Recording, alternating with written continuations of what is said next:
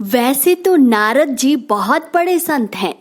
वे जहाँ चाहे आ जा सकते हैं, क्योंकि वह नारायण के परम भक्त हैं। लेकिन एक बार नारद जी के मन में ये जिज्ञासा उत्पन्न हुई कि आखिर संत कौन है। नारद जी श्री कृष्ण के पास गए और उन्होंने अपनी जिज्ञासा बताई। उन्होंने कहा, भगवान, मेरी शंका को दूर करो, इसका कुछ समाधान करो। भगवान श्री कृष्ण ने नारद से कहा, तुम अमुक यादव के घर जाओ, वहां उसकी पत्नी गर्भवती है। उसके घर बच्चा पैदा होने वाला है। जब बच्चा पैदा हो तो तुम उससे यही सवाल पूछना, वह बच्चा तुम्हें सब बता देगा। नारद जी यादव के घर पहुंचे और बोले, तुम्हारे घर बच्चा पैदा होने वाला है। जब तक तुम्हारे घर बच्चा पैदा ना हो जाए तब तक मैं यहाँ इंतजार करूंगा। एक दिन बच्चा पैदा हुआ। नारद जी बहुत खुश हुए और अपना प्रश्न बच्चे के सामने रखा। बच्चे ने नारद जी का प्रश्न सुना और खिलखिला के हंसने लगा। नारद जी हैरान हो गए। वह सोचने लगे, बच्चा कुछ ही घंटों का है, फिर भी मेरा प्रश्न सुनकर खिलखिलाकर हंसने लगा। फिर नारद जी ने देखा बच्चे की हंसी खत्म होती जा रही है। बच्चे की रंगत बदल रही है। बच्चा धीरे धीरे चुप होने लगा। नारद जी चिंता में पड़ गए। बोले, अभी मुझे मेरे प्रश्न का जवाब नहीं मिला।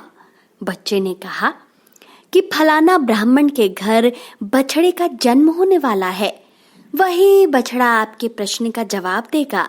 ये कहकर बच्चे ने प्राण त्याग दिए। नारद जी निराश होकर ब्राह्मण के घर गए। बछड़े ने जन्म लिया। उसके बाद नारद जी ने बछड़े से सवाल किया, संत कैसा होना चाहिए और संत कौन है? बछड़े ने नारद जी का सवाल बड़े ही ध्यान से सुना और बछड़ा मनुष्य की तरह हंस दिया और बोला, मैं आपके इस प्रश्न का जवाब नहीं दे सकता। आपके सवाल का जवाब इस नगरी के राजा के यहाँ होने वाला पुत्र ही दे पाएगा। इतना कहते ही बछड़े ने भी प्राण त्याग दिए। नारद जी हैरान हो गए।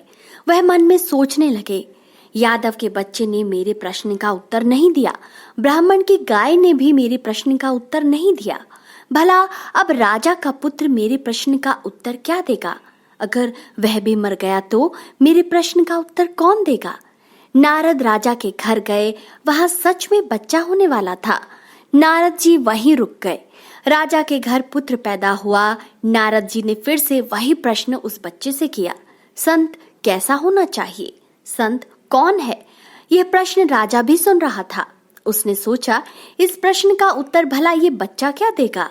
बच्चा प्रश्न सुनकर खिलखिला के हंसने लगा और उसके बाद उस बच्चे की चेहरे की रंगत उड़ती जा रही थी। आवाज भी धीरे धीरे कम होने लगी।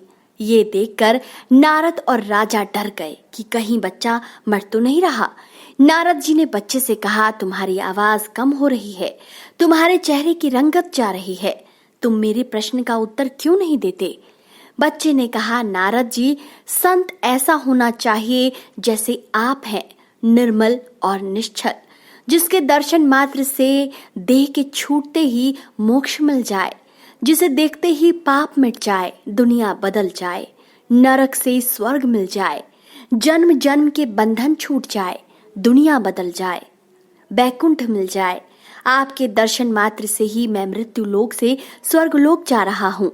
इससे पहले मैं एक यादव के घर जन्मा, जहाँ आपके दर्शन हुए, प्राण त्याग दिए।